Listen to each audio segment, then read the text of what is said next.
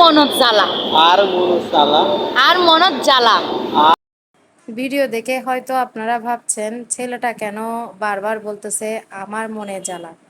আসসালামু আলাইকুম, আমি আরও একটি নতুন ভিডিও নিয়ে আপনাদের সামনে হাজির হলাম। এই ভিডিওটা হচ্ছে ইন্ডিয়ায় আমরা মুম্বাইতে যখন শপিং করতেছিলাম তখনের ভিডিও। মুম্বাইতে আমরা একটি ইসলামিক পরিবেশে ছিলাম, যেটা ভিন্ডি বাজারের কাছাকাছি। আমরা মুম্বাইয়ের মধ্যে একদিন এক রাত ছিলাম। তো আমরা যেদিন ছিলাম সেদিন সকালে উঠে নাস্তা করে আমরা বেরিয়ে পড়েছি আশেপাশে মার্কেটে। এখানে অনেক সুন্দর সুন্দর জিনিস পাওয়া যায়, যেগুলো আমরা কলকাতাতে দেখি নাই। কলকাতাতে দেখছি ওগুলো আমাদের বাংলাদেশেরই মতো। এখানে মুম্বাইতে এসে অনেক সুন্দর সুন্দর ড্রেস দেখলাম, এবং চাঁদির হাঁড়ি পাতিল যেমন এগুলো খুব সুন্দর সুন্দর, খুব কম মূল্য, যেগুলো শুনলে মাথা নষ্ট করার মতো।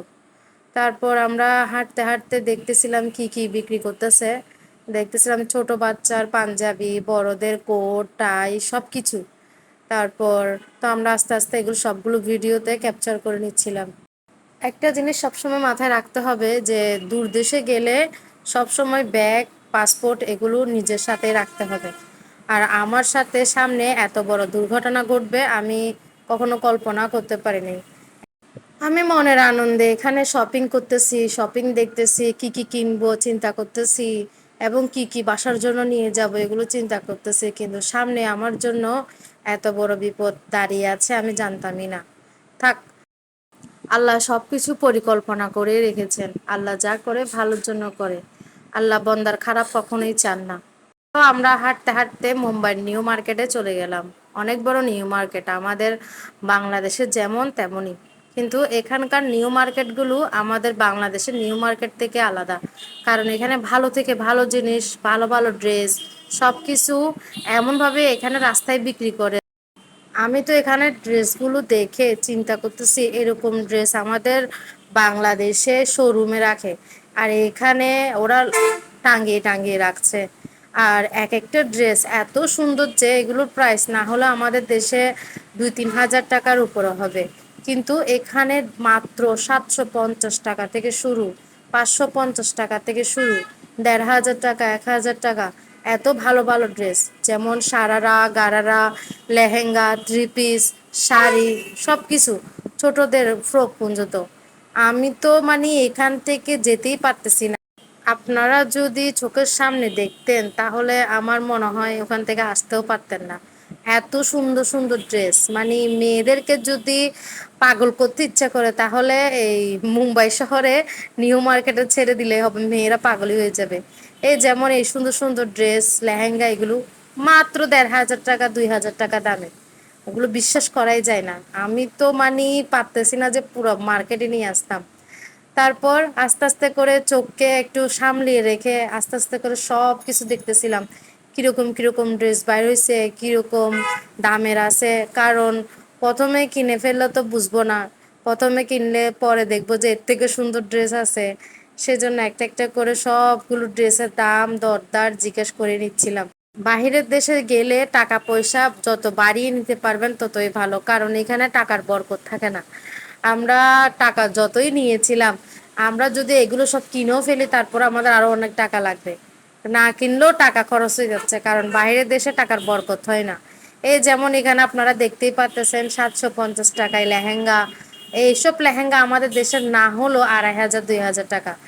তারপর ড্রেসও বিক্রি করবে আপনার 1500 টাকায়, 1000 টাকায়। এই ড্রেস এগুলো দেখেন মাত্র 550 টাকা। বিশ্বাস করা যায়? আমরা যখন ইন্ডিয়া গেছিলাম তখন সামনের মাসের পরেই ঈদ ছিল, মানে রোজার 1 মাস আগে গেছিলাম। তো অনেক ভিড় ছিল, আমাদের মতো অনেক বাংলাদেশিরা গেছে ওখানে।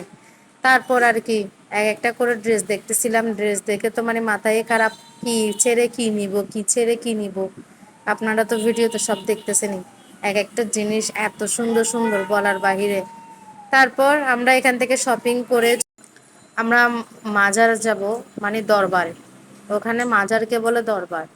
তো আমরা যে দরবারে যাব ওটা আমি ছোটকাল থেকেই দেখতেছি। একটা ছবি আপনারা দেখছেন কিনা জানি না, সাগরের মধ্যে একটা মাজার ভেসে আসছে। ওই মাজারে এটা হলো সেই মাজার, হাজি কেল্লা মাজার। এটা দুবাই থেকে ইন্ডিয়ার নদীতে ভেসে আসছে।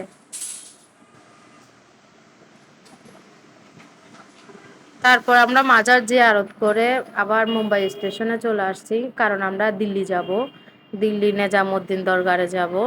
সেজন্য মুম্বাই স্টেশনে এসে ওয়েট করতেছি। এখানে এসে আরেকটা মজার জিনিস হলো, একটা ভাইয়াকে পাইলাম, তাকে দিয়ে আমাদের চিটাগনের কয়েকটি আঞ্চলিক ভাষার গান গাওয়ালাম, একটু শুনেন। তারপর I Baat নহায়ু, Ai bat nahabu, Baat নহায়ু, bat nahabu, নহায়ু, nahu, গুসায়ু, sai, আর মনত জ্বালা, ar mono sala, আর মনত জ্বালা, ar mono jala, পেকিনে taikine, বউ bo, সুন্দর সুন্দর, sundu sundu, আর বউ ar bo, খালা। hala.